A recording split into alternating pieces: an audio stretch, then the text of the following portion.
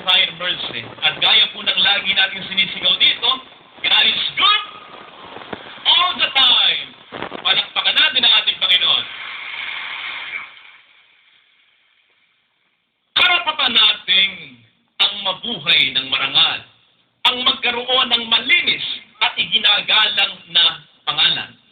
Subalit kinakailangang maging maingat din naman tayo sa ating pamamaraan upang makamit ito, upang ang ating minimithing karangalan ay hindi maging isang kayabangan.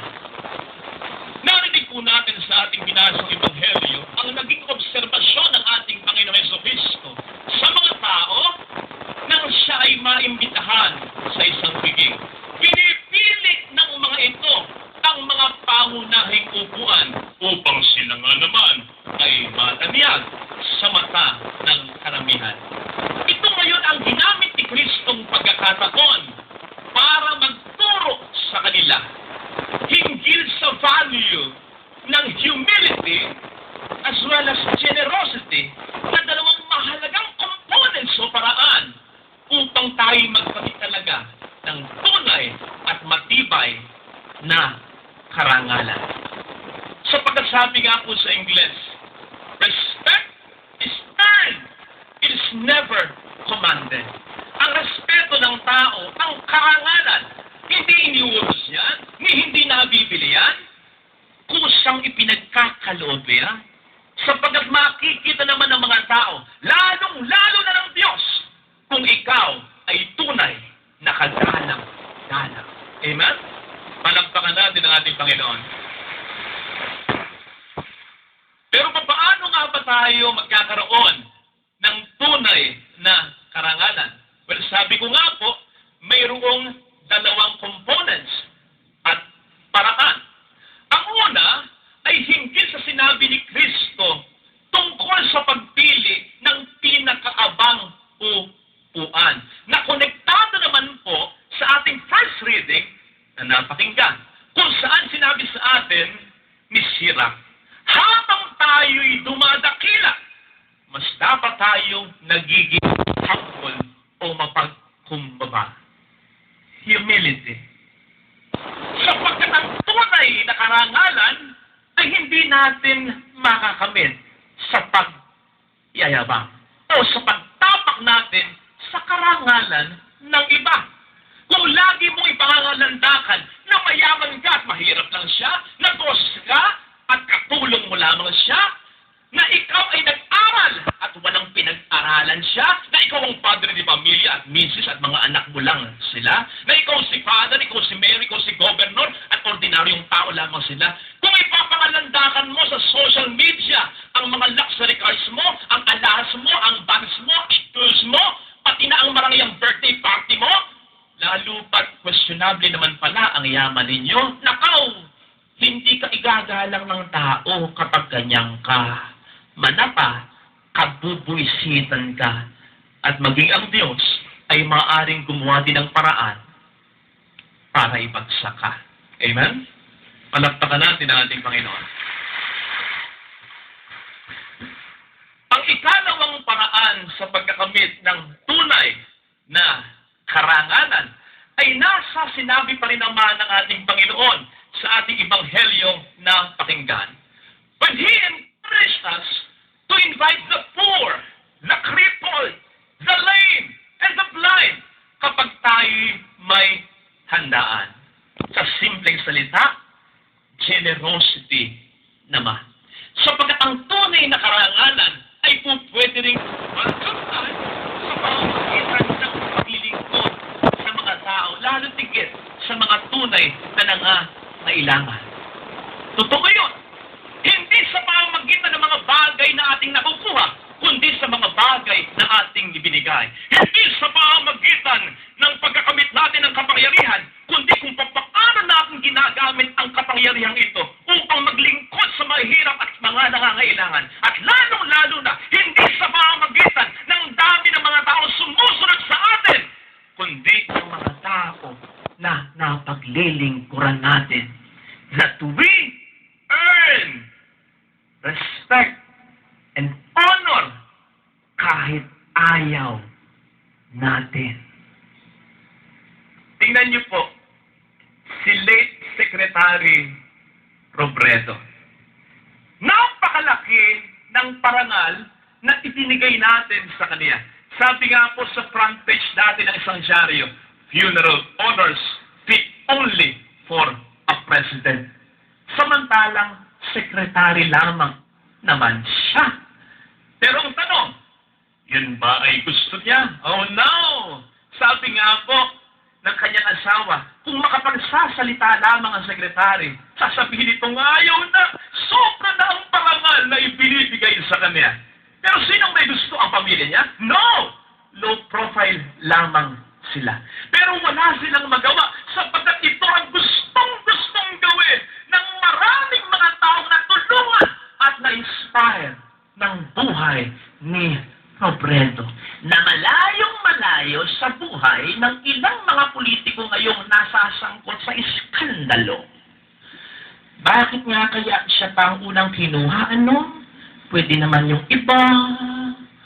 Parang totoo yung sinasabi nila. Matagal mamatay ang masamang damo. Anyway, back to secretary. Ganun talaga kapag mabuting tao ka. Kahit ayaw mo o kahit wala ka na, pararangalan ka pa rin at pangihinayangan ka pa. Pero kapag buwisit ka, kapag magnanakaw ka, kapag sakim ka, kapag masamang tao ka, wala ka na sa pwesto, wala ka ng pera, patay ka na, kinaiinisan ka pa. Oh yes, maaaring marami din ang makipaglibing sa'yo. Pero baka ito'y dahil gusto lamang nilang masigurado na talagang masisilid ka sa nicho. Amen? Palakpakan natin ang ating Panginoon. Noong 15th century daw sa Nuremberg, Germany, ay mayroong isang pamilya na mayroong 18 anak. Dami nun. Kaya yung father di pamilya na isang panday ay walang choice kundi ang magtrabaho ng almost 18 hours araw-araw para lamang mabuhay ang mga anak niya. Pero ang kita dito ay sapat na para may maihain silang pagkain sa mesa at kulang na pampaaral nila. Mataas pa naman ang pangarap ng magkakapatid, lalong-lalo na sina Albrecht at Albert Durer, na kapwa may talento sa pagguhit at pagpinta. Understanding the situation, ang magkapatid ay gumawa ng isang crucial decision. They decided na magpaskoy. Crucial decision. Wait lang.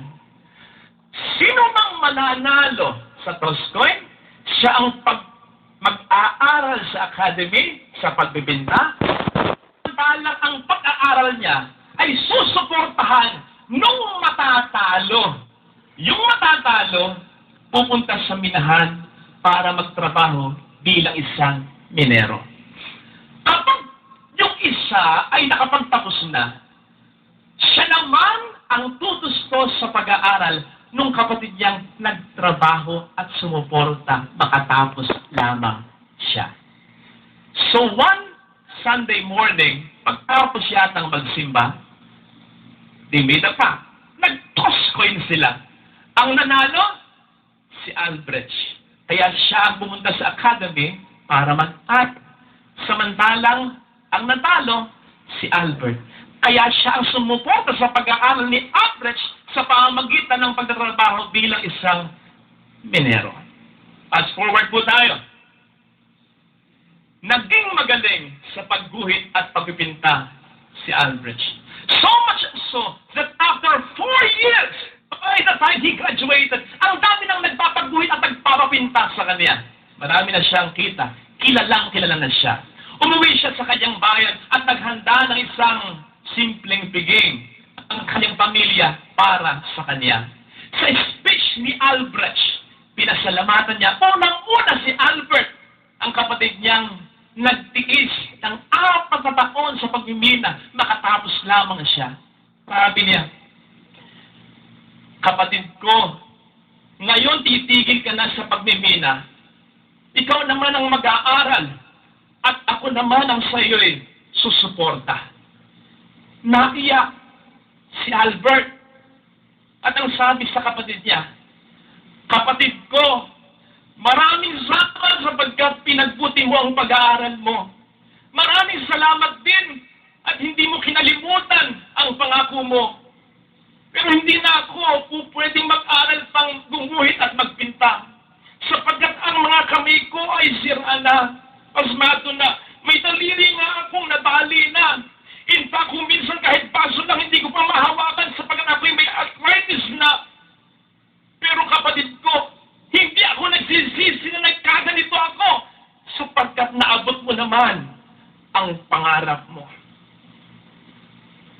Many years have passed.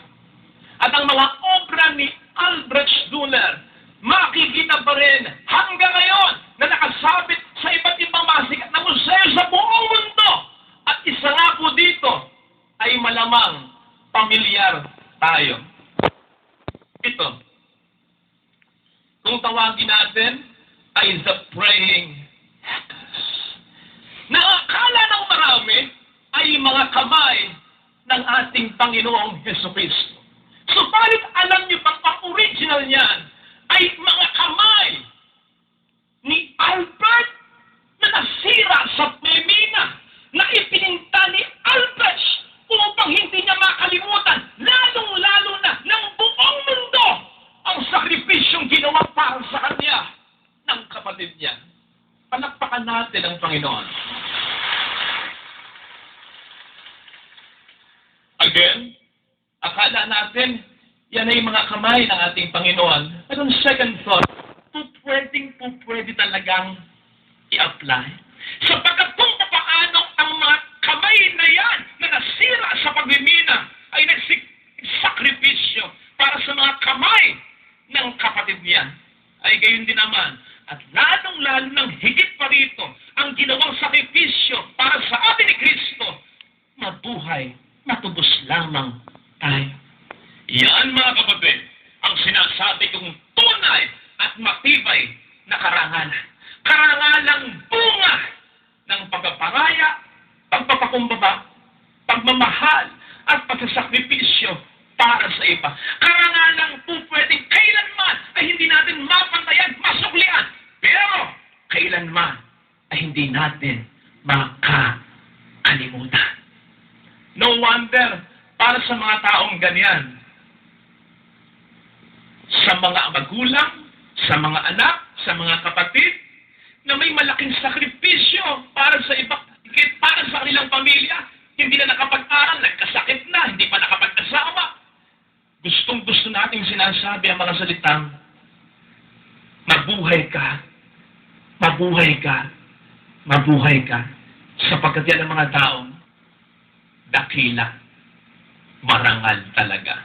Amen? God is good. All the time. Palakpakan natin ang ating Panginoon. Magsitayo po ang lahat.